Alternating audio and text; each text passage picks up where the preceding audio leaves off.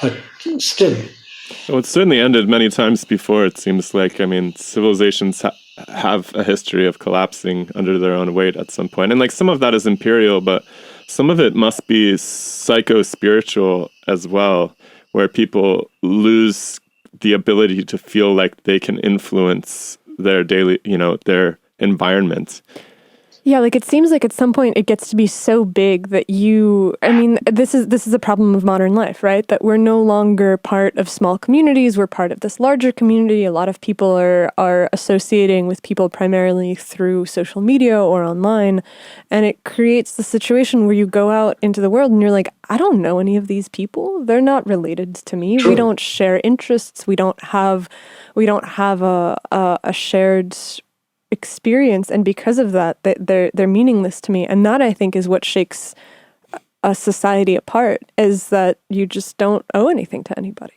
Right. But I think there's in fact, I put this up on a comment recently. It was talking about how nothing changes, and people are trying to elect this president or that president and nothing changes. And I said, first of all, in politics, it's run. People who are rich want to run things so they can stay rich. That's just the way people are. It's not that they're bad people, or that's people. That's so in a political. I don't know of any political system that's really served the needs of the populace. It's always been served the needs of those in power. But what you can do is you can connect with the people locally. You can connect with the people around you. And I use the analogy. I mean, yes, you're only lighting one candle. But if everybody lights a candle, you shed a lot of light. And what we have to do is stop looking for a bonfire to start, because either the wood's wet or it's going to cause a conflagration. Getting in the habit of just talking to people. You find out stuff about who are your neighbors, not your friends on Facebook. Who are your next door neighbors? Who are the people who live in you? And I think people naturally do that. The people the patients I work with, they're very open to that. A lot of people do that spontaneously. And I think what we miss is that the fact is that that's really important. People do it, but when we don't realize that we're doing something that's important, we tend to disparage it, or we don't put energy into it. We don't make it a priority. And well, you don't get money for it. I guess that's what it comes down to. And that's our monolithic value structure. I mean, not even like on a personal level, but just from the fact that, these corporations that are making a lot of the decisions in terms of even our own financial futures, like to the extent that we have invested in our retirement funds and so forth, they're fundamentally driven by a single metric, which is growth. And all of our decisions end up being based on that. I mean, to the fact that we've relegated our healthcare to this corporate structure as well. It's like, how can it make human decisions if we have the whole thing tuned to this single value? Right. Well, growth at all costs. I mean, if you think about a body, the different types of cells in the body, what type of cell has the value grow at all costs? Growth is the only priority. The really bad one. It's cancer cells. Yeah. That's what cancer is. It's grow. I'm going to grow and I'm going to get bigger at the expense of everything else. And that's what we have in our. I mean, when growth and greed is the priority, you have a body as our social system. If it's a body, cancer is encouraged. We encourage cells to get cancerous. Well, I don't.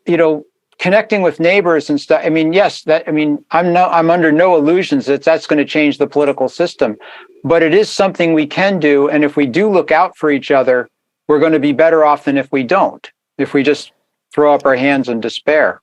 In the context of cancerous growth, I came across something really interesting. We interviewed Nick Lane a couple of days ago, and he wrote this book called Transformer, where he talks about life as being defined by the way that it channels energy, and like metabolic energy for him, because he's a biochemist. But he makes this case that I'd never seen before, that if you take a cancerous cell, our current paradigm is the fact that there's genetic mutations and that cell will always be cancerous. But you can take it and you can transplant it into a healthy environment, and it's controlled by its environment and it doesn't cause a tumor somewhere else. Like there's a point where it becomes metastatic, which that's not the case.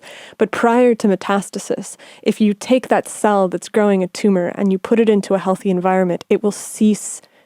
It will not be able to create a tumor anymore, which I'd never heard before. And I've just been thinking a lot about it the last few days. So that would mean if you have a very healthy social environment where the real value is do good unto others, that sort of thing, then even, someone who's naturally maybe more greedy than others, it would attenuate. And so they might acquire some things, but then they're going to actually work, they'll be more likely to do good for their environment. And it's interesting.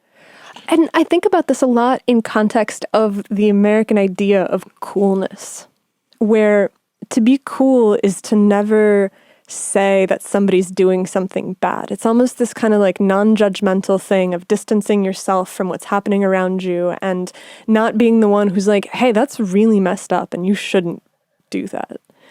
And I think that there is this, if people were able to develop an internal sense of what is good and what is bad that comes from listening to themselves and dealing with the unease and focusing on that and being able to kind of maintain their own garden, then maybe we could get to the point where it would be easier for us to kind of universally be like, hey, I don't think we should tolerate that behavior. It risks too much to allow it. Yeah. Yeah, I think that's an important point you're bringing up because, if you look at the Buddha, I think, he, in many ways, the history books will tell you that Buddhism emerged as a revolution against the caste system that was prevalent in India at that time. And to a large extent it was. But also there's another side to the Buddha, which was he understood human nature. He understood that he was. So he never actively tried to stop wars, but rather he encouraged the kings to look into their own souls, into seeing what is beneficial. And I think Job made a good distinction here. Rather than seeing good versus evil, the Buddhists were smart enough to see that that's not helpful. What is helpful is to see whether something is beneficial or, as Joe put it, helpful versus unhelpful. And I think that's how the Buddha kind of approached the social issues. Instead of telling all the kings to stop wars and chide them for it or rebuke them for it, he took this more long-term view of encouraging them through parables. He told them stories. He gave examples, and to explain how their state of mind and how their desires and hatred and above all ignorance kind of is informing their decisions. Yeah, and the original Christian traditions were not so far different from that too.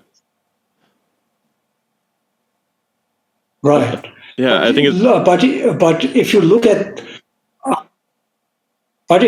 the way things, how we perceive things, here is we say we have to stop wars, and people who want to go to war are bad or extremist, and that's an important, I think, part. But the real issue we should also be focusing on is to encourage people who are in that state of mind to kind of, which is a long-term process, is to look into themselves as to why they adapt such violent means and what motivates them to do so.